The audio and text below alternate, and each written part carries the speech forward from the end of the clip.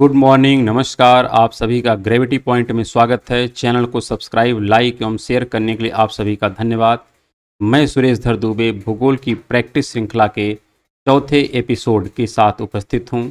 यह प्रैक्टिस श्रृंखला विशेष तौर पर टीजीटी, पीजीटी, यूजीसी एवं असिस्टेंट प्रोफेसर 2023 को ध्यान में रख करके तैयार की गई है। यदि आपने अभी तक चैनल को सब्सक्राइब नहीं किया है तो आप चैनल को अवश्य सब्सक्राइब करें, जिससे किसी भी प्रकार की वीडियो जब अपलोड की जाती है तो उसकी सूचना आप तक सबसे पहले पहुंच सके। और यदि आपको इस प्रश्न का पीडीएफ चाहिए तो आप टेलीग्राम को चैनल को ज्वाइन करें, जिस पे सभी वीडियो की लिंक भी दी जाती है। साथ में जितने भी यहाँ पर प्रश्न कराए जा रहे हैं उन सभी प्रश्नों का उत्तर के साथ वहाँ पर पीडीएफ भी शेयर किया गया है, तो आप उसे अवश्य ज्वाइन करें। चलिए आज की प्रैक्टिस हम प्रारंभ करते हैं। आज का जो सबसे पहला यह जो टॉपिक आज का है, इसमें विशेष करके भारत का धरातलीय स्वरूप और अपवाह की चर्चा की जाएगी। वैसे इस पर लगभग मान चलिए कि 2 वीडियो ऑलरेडी बनाई जाएगी और इससे कुछ प्रश्न पहले भी डिस्कस किए गए हैं, लेकिन यह स्पेशली धरातलीय स्वरूप और अपवाह पर संबंध रखने वाले प्रश्न हैं। यहाँ जो सबसे पहला प्रश्न है, लिखा है सूची 1 को सूची 2 से सुमेलित कीजिए तथा सूचियों के नीचे दिए गए कूट से सही उत्तर का चयन कीजिए। यहाँ पर एक तरफ आप देख रहे हैं पर्वतीय दर्रे दिए गए हैं और दूसरी तरफ राज्य दिया गया है, इनको मिलान करना है। वैसे जो मानाला है या नाथुला है या जोजिला दर्रा है या सिपकीला दर्रा है, ये सभी दर्रे आपके ग्रेट हिमालय के हैं। किसके हैं? सभी के सभी दर्रे आपके ग्रेट हिमालय के हैं। अगर हम ग्रेट हिमालय की बात करें तो ग्रेट हिमालय का विस्तार आप देखिएगा, यहाँ से जम्मू कश्मीर में है, हिमाचल प्रदेश में है, उत्तराखंड में है और साथ में नेपाल होते हुए यह सिक्किम में चली जाता है। अगर जम्मू कश्मीर में देखें तो जम्मू कश्मीर में इसके 2 दर्रे हैं। एक दर्रा है जिसका नाम है बुर्जिल दर्रा और एक का नाम है जोजिल दर्रा। तो बुर्जिल दर्रा और जोजिल दर्रा जो हैं ये दोनों आपके जम्मू कश्मीर में हैं। और इसके अलावा अगर देखें तो बारालाचा है, बारालाचा और तिपकीला, ये 2 दर्रे आपके हिमाचल प्रदेश में हैं। कहाँ पर हैं? हिमाचल प्रदेश में हैं। इसके अलावा अगर हम देखें तो थांगला है, मानाला है, नीटा पास और लीपुला, ये दर्रे जो हैं 4 कह सकते हैं यह उत्तराखंड में हैं, ग्रेट हिमालय के हैं। हिमाचल प्रदेश में 2 हैं, बारालाचा है और सिपकीला है। और अगर हम सिक्किम में बात करें तो सिक्किम में भी 2 हैं, एक का नाम है नाथुला है और एक का नाम है नाथुला दर्रा। और एक दूसरा भी दर्रा यहाँ पर है जिसको कहते हैं जेलपला। क्या नाम है? जेलपला। तो ये दर्रे जो हैं सब ग्रेट हिमालय के पार्ट हैं। इसकी बृहद चर्चा हम लोग जब ग्रेट हिमालय की चर्चा करेंगे तो वहाँ पर डिस्कस करेंगे, लेकिन अभी तो सिर्फ हमको मिलान करना है कि जो मानाला है, मानाला कहाँ पर है? तो मानाला आप देख सकते हैं आपका यह उत्तराखंड से है। किससे है? उत्तराखंड से है, तो इसको आप चौथे से मिलान करिए। नाथुला जो है यह सिक्किम में है। फिर जोजिला दर्रा जो है यह जम्मू कश्मीर में है और सिपकीला जो है वह हिमाचल प्रदेश में है। इस प्रकार से आप मिलान कर सकते हैं, अर्थात 4, 1, फिर उसके बाद है 2 और 3, अर्थात यहाँ पर विकल्प जो हो जाएगा वह बी विकल्प होगा, जो इसका प्रॉपर आंसर हो जाएगा। अगला प्रश्न है, उत्तराखंड में मंदाकिनी नदी को निम्नलिखित में से किस और नाम से जानते हैं? वैसे जो गंगा नदी है, गंगा नदी की बहुत बृहद चर्चा तो अलग से की जाएगी, लेकिन अगर हम बात करें गंगा नदी की उत्पत्ति के विषय में तो गंगा नदी 2 नदियों के मेल से बनी है। एक तो यहाँ पर अलकनंदा है और दूसरी भागीरथी है। अलकनंदा और भागीरथी मिल करके ही गंगा बनाती हैं, जो आगे जा कर के कह सकते हैं एक पार्ट इसका हुगली हो जाता है और एक पार्ट जो बांग्लादेश में प्रवेश करता है वो ब्रह्मपुत्रा से मिल करके मेघना के नाम से मिलता है बंगाल की खाड़ी में। लेकिन यहाँ पर जो उत्तराखंड में इसके कुछ पार्ट हैं, इसी पर ज़्यादा प्रश्न पूछा जाता है। बहुत ज़्यादा प्रश्न यहाँ से रहता है, क्योंकि यहाँ पर अलकनंदा और भागीरथी दोनों नदियाँ मिल करके गंगा का फॉर्मेशन करती हैं। तो वहीं पर अगर हम देखें क्रम से तो एक नदी, जैसे अगर हम इसकी चर्चा करें, एक है धौली गंगा। क्या नाम है? धौली गंगा है, ये भी उत्तराखंड में है। धौली गंगा और इसके साथ अगर एक दूसरी नदी हम जोड़ दें, विष्णु गंगा। क्या नाम है? विष्णु गंगा। ये 2 नदियाँ मिल करके जिस नदी का फॉर्मेशन करती हैं उस नदी का नाम होता है अलकनंदा, और ये जहाँ पर मिलती है इसका नाम है विष्णु प्रयाग। क्या नाम है? विष्णु प्रयाग है। इसकी तो चर्चा की जाएगी, लेकिन फिर भी अभी यहाँ पर विष्णु प्रयाग में जो है धौली गंगा और विष्णु गंगा दोनों मिलकर के जिस नदी का निर्माण करती हैं उसका नाम होता है अलकनंदा। क्या नाम होता है? अलकनंदा होता है। और यही अलकनंदा जब आगे बढ़ती है तो इस अलकनंदा में एक इधर से नदी आती है जिसका नाम है नंदाकिनी। क्या नाम है? नंदाकिनी है। यह नंदाकिनी नदी जब इसमें मिलती है और कहाँ पे मिलती है? तो यह मिलती है नंद प्रयाग में। कहाँ मिलती है? नंद प्रयाग में। इस पर बहुत प्रश्न पूछा जाता है कि नंदाकिनी नदी कहाँ मिलती है? नंद प्रयाग में। धौली गंगा विष्णु गंगा कहाँ मिलती है? तो विष्णु प्रयाग में मिलती है। और फिर यही जब अलकनंदा आगे बढ़ती है तो इसमें एक नदी और आके मिलती है जिसका नाम है पिंडारी। क्या नाम है? पिंडारी। और पिंडारी नदी जब आके मिलती है तो ये कहाँ पे मिलती है? तो इसका नाम है कर्णप्रयाग। यह कर्णप्रयाग में आके मिलती है। बहुत सारे प्रयाग हैं और इसको आपको याद ही करना पड़ता है। और आगे बढ़ती है तो इसी में एक और नदी इधर से आकर के मिल जाती है जिसका नाम है मंदाकिनी। क्या नाम है? मंदाकिनी। और मंदाकिनी जहाँ पर मिलती है अगर इसका नाम देखें तो यह रुद्रप्रयाग। क्या नाम है? रुद्रप्रयाग है। और इतना सारा पार्ट मिलकर के जो बनता है ये बनती है अलकनंदा। क्या नाम है इसका? अलकनंदा। इतने पार्ट मिलकर के बनते हैं। और यही अलकनंदा जब आगे बढ़ती है तो इसमें आप देख सकते हैं पश्चिम से एक दूसरी नदी आके मिलती है जिसका नाम है भागीरथी। क्या नाम है? भागीरथी। जो कहाँ से निकलती है? गोमुख से निकलती है। यह भागीरथी जब आकर के इसमें मिल जाती है और कहाँ मिलती है? तो यह मिलती है देवप्रयाग में। जब यह देवप्रयाग में मिलती है तब जाकर के इसका नाम पड़ता है क्या? गंगा पड़ता है। अब जाके इसका नाम हो जाएगा गंगा। इससे पूर्व जो नाम था या तो भागीरथी के नाम से थी या अलकनंदा के नाम से थी। लेकिन यहीं पर जो प्रश्न पूछा गया है वो प्रश्न पूछा गया मंदाकिनी नदी पे। इस पर पूछा गया मंदाकिनी नदी पर निम्नलिखित में से किस और नाम से पुकारते हैं? तो ध्यान रखिएगा ये जो नदी है ये मंदाकिनी है जो अलकनंदा की एक सहायक है। लेकिन अलकनंदा का अगर हम ओरिजिन देखें तो वहाँ पर है धौली गंगा। तो हम कह सकते हैं या धौली गंगा का ही एक पार्ट है, ऐसा भी हम कह सकते हैं, क्योंकि धौली गंगा और विष्णु गंगा मिलकर ही अलकनंदा बनाती है। क्योंकि यहाँ पर विकल्प में आप देख सकते हैं केदार गंगा कोई नदी नहीं है, कर्ण गंगा भी कोई नहीं है, काली गंगा है लेकिन वह उसका संबंध हम आगे देखेंगे, वह दूसरी नदी से संबंध रखता है। लेकिन एक ही नदी है कि जो यहाँ पर संबंध रखती है और उसका नाम है धौली गंगा। तो इस आधार पर चूंकि विकल्प में और कुछ उपलब्ध नहीं है तो इस आधार पर मंदाकिनी का संबंध हम धौली गंगा से रखेंगे, क्योंकि धौली गंगा और विष्णु गंगा ही मिलकर के अलकनंदा बनाती है और इसी अलकनंदा पर मिलकर के मंदाकिनी आके मिलती है। और अगर हम भागीरथी पर और डिस्कस करें तो भागीरथी पर एक यहाँ पर नदी आके मिलती है जिसका नाम होता है भील गंगा। क्या नाम होता है? भील गंगा। तो भागीरथी में जब भील गंगा आके मिलती है तो यहाँ पर एक संगम बनता है और यह संगम पर एक बांध है जिसका नाम है टिहरी बांध। क्या नाम है? टिहरी बांध। और हम लोग शायद कल या परसों के एपिसोड में देखे थे कि एक संगम नगर की बात हुई थी। कौन सा? संगम नगर की। और संगम नगर में जो ऑप्शन दिया था वो कौन सा दिया था? टिहरी दिया था। तो चूंकि टिहरी एक ट्राई जंक्शन पर है जहाँ पर तीन नदियों का संगम है तो इस आधार पर हम कह सकते हैं टिहरी नगर जो है वह संगम नगर स्थित है, अर्थात वह संगम नगर कहलाता है। तो ये बहुत कह सकते हैं इस पर चर्चाएं तो बहुत ज़्यादा है नदी पर, लेकिन फिर भी अभी तो सिर्फ हम क्वेश्चन को टारगेट कर रहे हैं। बाकी जब मैप हम पढ़ेंगे तो फिर वहाँ पर विस्तृत चर्चा की जाएगी। इसी प्रकार अगला प्रश्न है, लिखा है पेंगांग झील निम्नलिखित में से किस क्षेत्र में है? वैसे देखा जाए यह हिमालय का पार्ट है और हिमालय में भी बात करें तो सबसे उत्तर में है ट्रांस हिमालय है। उसके बाद अगर बात करें तो आता है ग्रेट हिमालय है और उसके बाद बात करें तो आता है लघु हिमालय है और सबसे लास्ट का जो पार्ट है उसको कहते हैं शिवालिक है। क्या है? शिवालिक है। ये हिमालय की 4 श्रेणियां हैं। ट्रांस हिमालय उत्पत्ति और संरचना के आधार पर हिमालय का तो पार्ट नहीं है क्योंकि इसकी उत्पत्ति हिमालय की उत्पत्ति से बहुत पूर्व हो चुकी है, लेकिन फिर भी इसी ट्रांस हिमालय में अगर देखा जाए तो 3 पार्ट है। एक का नाम है कराकोरम है और एक का नाम है लद्दाख है और एक का नाम है जास्कर है। क्या नाम है? जास्कर है। और इसी लद्दाख के पास में ही है आपका पेंगांग झील। क्या नाम है? पेंगांग झील है। तो ये आपको ध्यान रखना है, पेंगांग झील का जो संबंध है यह पूर्वी लद्दाख से है और यहीं पर हम कह सकते हैं डीआरडीओ का, किसका? डीआरडीओ का सबसे ऊंचा जो है रिसर्च सेंटर है। ये भी ऐसा आप ध्यान सकते हैं, डीआरडीओ का क्या है? सबसे ऊंचा रिसर्च सेंटर है।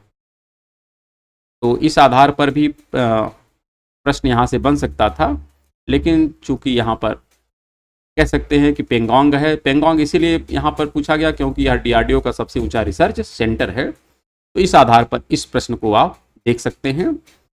तो यहाँ पर जो आंसर हो जाएगा वो हो जाएगा पूर्वी लद्दाख। अगला प्रश्न है, चतुर्थक तंत्र शैल निम्न में से किस में नहीं पाए जाते हैं? तो वैसे देखा जाए जो चट्टानों की संरचना का क्रम है, सबसे जो प्राचीन है उसका नाम है आर्कियन है। आर्कियन का तात्पर्य है कि जब धरती गर्म थी और फिर ठंडी हुई, तो ठंडी होने के पश्चात जो सबसे प्राचीन संरचना है उसका नाम है आर्कियन। आर्कियन पर जब अनाच्छादन और अपर्दन हुआ तो दूसरी संरचना बनती जिसका नाम है धारवाड़। और धारवाड़ एक प्रकार से सबसे पुरानी औषधि संरचना है, लेकिन इसमें जीवाश्म नहीं पाया जाता है। इस पर भी अतीत में प्रश्न पूछे गए हैं और हमने उस पर डिस्कस भी किया है। इसके पश्चात इसके अब अवसाद से जो तीसरी संरचना बनी है उसका नाम है कुडप्पा। क्या नाम है? कुडप्पा है। तो कुडप्पा तीसरी संरचना है। और इसके पश्चात जो संरचनाएं होती हैं वह हम कह सकते हैं पूर्णतः अवसादी संरचनाएं होती हैं। कैसी होती हैं? अवसादी, जिसका विस्तार उत्तर का जो विशाल मैदान है, कौन सा? उत्तर का जो विशाल मैदान है, इससे संबंध इसका है।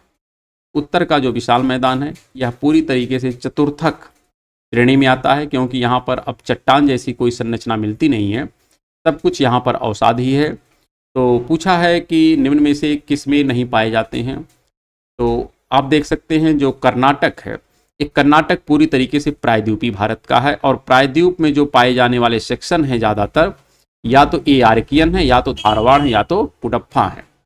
शेष जो उत्तर भारत का पार्ट है यहाँ पर अवसादी संरचनाएं पाई जाती हैं। तो थार के मरुस्थल तक इसका विस्तार है, कच्छ के रण तक है, मध्य गंगा के मैदान में है, कश्मीर में है। ये सारी बातें जो हैं यह चतुर्थक में पाए जाते हैं, लेकिन कर्नाटक पूरी तरीके से प्रायद्वीपीय भारत का जो पार्ट है यह आर्कियन, धारवाड़ और कुडप्पा से निर्मित है। तो इस आधार पर इसका आंसर हो जाएगा पांचवा, इसका आंसर हो जाएगा। अगला प्रश्न है, एक ऐसी जल प्रवाह प्रणाली जिसका निर्माण ऐसे क्षेत्र में हुआ हो जहां पर क्रमानुसार मुलायम तथा कठोर चट्टानें व्यवस्थित हों तथा सरिताओं का प्रवाह मुलायम चट्टानों के साथ साथ पाया जाता हो, तो इस प्रकार की प्रवाह प्रणाली को क्या कहा जाता है? और देखा जाए अगर हम लोग लैंड फार्म में बहुत सारी चर्चाएं करेंगे, तो लैंड फार्म में इस प्रकार से अगर वायु द्वारा निर्मित कोई संरचना होती है तो उसको भी हम लोग जालीदार संरचना कहते हैं। तो चूंकि यहाँ पर संरचना जो बनी है यह किसके माध्यम से बनी है? जल प्रवाह के द्वारा। तो ये भी जाली नुमा ही है। कैसी है? जाली नुमा जल प्रवाह प्रणाली है, क्योंकि एक चट्टान कोमल है तो दूसरी चट्टान कठोर है। तो यहाँ पर भी संरचना जो बनेगी वह जाली नुमा बनेगी। अगला है वृक्षनुमा अपवाह प्रणाली। जो अपवाह प्रणाली होती है यह भी कई टाइप की होती है। यहाँ पर चूंकि वृक्षनुमा की बात किया है तो वृक्षनुमा कहाँ पर बनेगी? तो जहाँ की समान संरचना युक्त समतल क्षेत्र हो, जहाँ पर समतल क्षेत्र हो और समान संरचना से बना हो, चाहे वह कठोर हो चाहे मुलायम हो। तो इससे क्या होगा कि उसका जो कटाव है वह एक समान हो जाएगा और ऐसे में जो संरचना बनेगी, जैसे वृक्ष की टहनियाँ लगती हैं, इस प्रकार से संरचनाएं बनती हैं। इसके अंतर्गत अगर हम देखें तो सिंधु नदी आ जाती है, फिर अगर हम बात करें गंगा नदी इसी में आ जाती है, इसी में गोदावरी भी आ जाती है, क्योंकि गोदावरी जहाँ से प्रवाहित होती है वो भी संरचना एक ही समान है, पिछड़ा भी इसी दायरे में आ जाती है। तो इस प्रकार से हम कह सकते हैं कि वृक्षनुमा अपवाह प्रणाली विकसित होती है जहां पर समान संरचना युक्त समतल क्षेत्र पाए जाते हैं।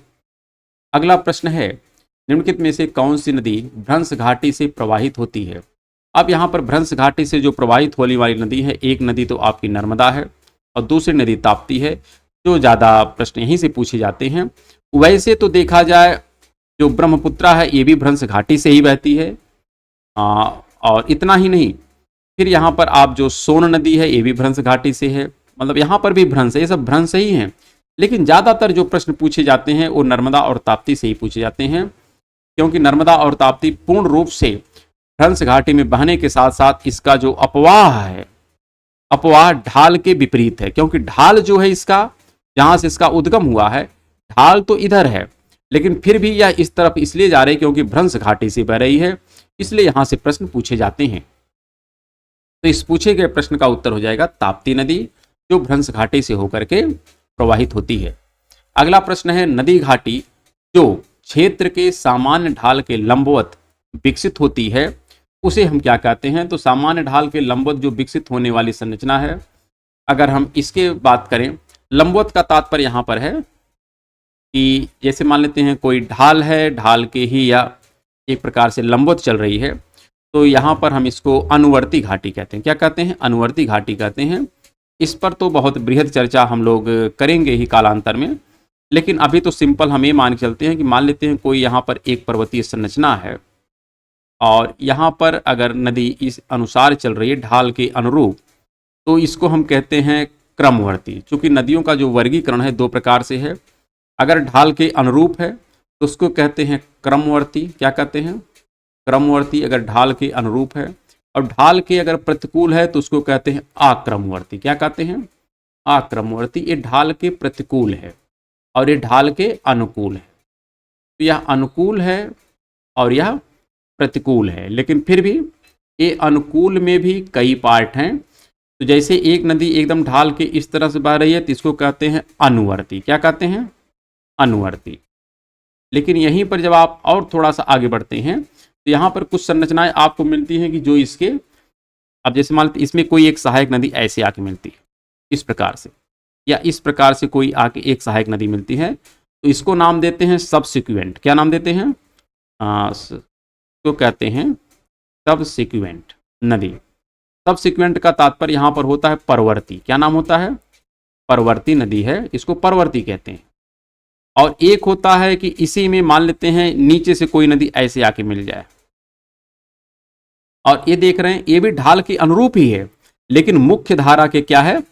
प्रतिकूल है। मुख्य धारा के क्या है? प्रतिकूल है, लेकिन यह भी ढाल के अनुरूप ही है।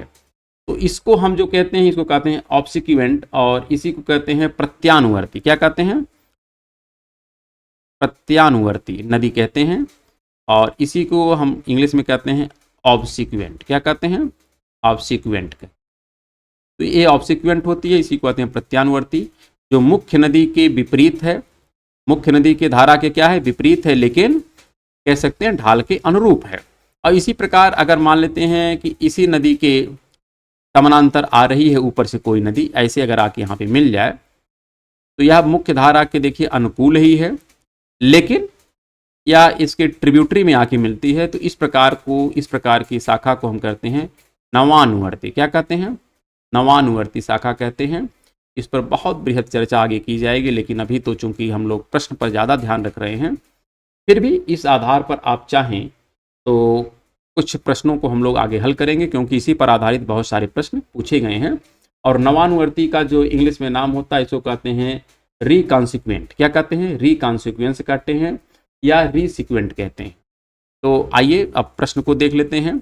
यहाँ पर जो यह प्रश्न का आंसर है, यह तो है अनुवर्ती घाटी। क्या हो जाएगा? अनुवर्ती घाटी। अगला प्रश्न है, अपवाह प्रतिरूप जो इसके प्रवाहित होने की मूल संरचना द्वारा नियंत्रित नहीं होता है, तो इसका तात्पर्य है कि वह आक्रमवर्ती है। आक्रमवर्ती का तात्पर्य है ढाल के प्रतिकूल है। क्या है? ढाल के प्रतिकूल है, और इसी में आपकी नदी जो मिलती है उसका नाम होता है पूर्ववर्ती नदी तंत्र। क्या होता है? पूर्ववर्ती नदी तंत्र मिलता है, कि जो ढाल के क्या है? प्रतिकूल है। इस पर भी प्रश्न कभी कभी पूछा जाता है, इसको कहते हैं पूर्ववर्ती। और एक नाम कभी कभी मिलता है जिसको कहते हैं पूर्वारोपित। क्या कहते हैं? पूर्वारोपित, जिसके अंतर्गत आप देख सकते हैं जो नदियां हैं आपकी, एक तो गंगा मिल जाती है। कौन मिल जाती है? गंगा, क्योंकि गंगा की जो उद्गम है, गंगा उतना तो फिर भी नहीं है, लेकिन हम जैसे कह सकते हैं सिंधु इसमें बहुत बेहतर मिलता है उदाहरण। फिर इसमें ब्रह्मपुत्रा मिलता है, ब्रह्मपुत्रा भी ढाल के एकदम प्रतिकूल चलता है। और फिर एक नदी है जिसको कहते हैं सतलज। क्या नाम है? सतलज। ये नदियाँ जो हैं पूरी तरीके से ढाल के प्रतिकूल है। गंगा भी ढाल के प्रतिकूल है, क्योंकि आप देखिए कह सकते हैं ग्रेट हिमालय के पार्ट से निकलती है। वैसे उसका ढाल तो होना चाहिए उत्तर की तरफ, लेकिन फिर भी दक्षिण की तरफ इसलिए आती है क्योंकि यह पहले से अपने मार्ग पर चल रही है। तो खैर ठीक है, इस प्रश्न का उत्तर हो जाएगा आक्रमवर्ती नदी। अगला जो प्रश्न है लिखा है, जो घाटियाँ प्रारंभिक अनुवर्ती अपवाह की दिशा में ही प्रवाहित होती हैं, किंतु निम्नतर स्थलाकृति स्तरों पर होती हैं और नूतन आधार स्तरों के संदर्भ में विकसित हुई हैं, वो कहलाती हैं नवानुवर्ती। कौन सी कहलाती हैं? जैसे हमने कहा एक मुख्य नदी है, इस मुख्य नदी की एक सहायक नदी है और इसमें आकर के यह नदी मिल रही है, तो इसी को हम कहते हैं नवानुवर्ती, क्योंकि यह नई हम कह सकते हैं एक निम्नतर स्थलाकृति स्तर को प्राप्त करने का प्रयास करती है, तो इस आधार पर इसका नाम होता है नवानुवर्ती नदी तंत्र। क्या होता है? नवानुवर्ती।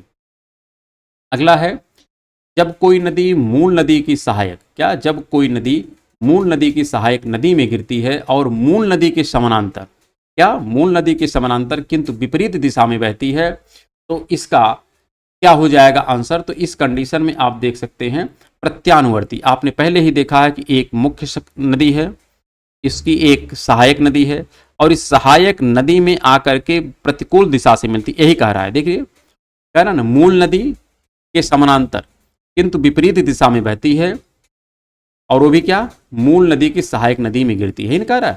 तो यह मूल नदी हो गई, मूल नदी की सहायक नदी में आके गिरती है, लेकिन कैसे? प्रतिकूल गिरती है। कैसे? विपरीत दिशा में और समानांतर।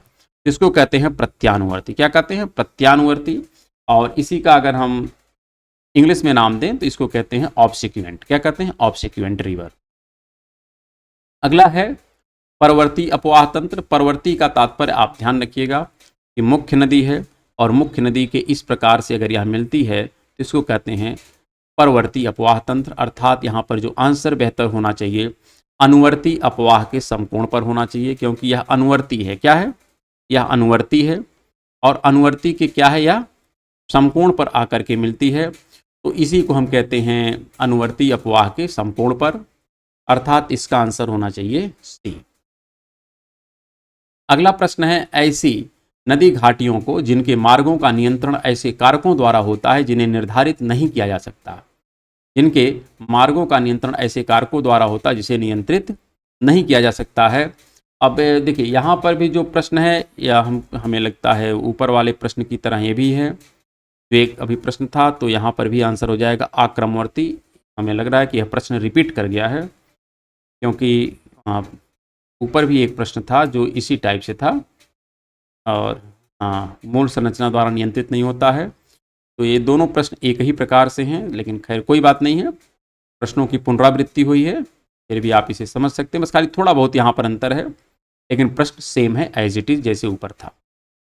अगला यहाँ पर प्रश्न है, हिमालय क्षेत्र में प्रवाहित होने वाली नदियाँ निम्नलिखित में से किस प्रकार की प्रवाह प्रणाली को प्रस्तुत करती हैं? तो ज़्यादातर नदियाँ ढाल के विपरीत प्रवाहित होती हैं। कैसी होती हैं? ढाल के विपरीत होती हैं, क्योंकि ढाल उत्तर की तरफ है, लेकिन फिर भी नदियाँ सब दक्षिण की तरफ ही प्रवाहित होती हैं।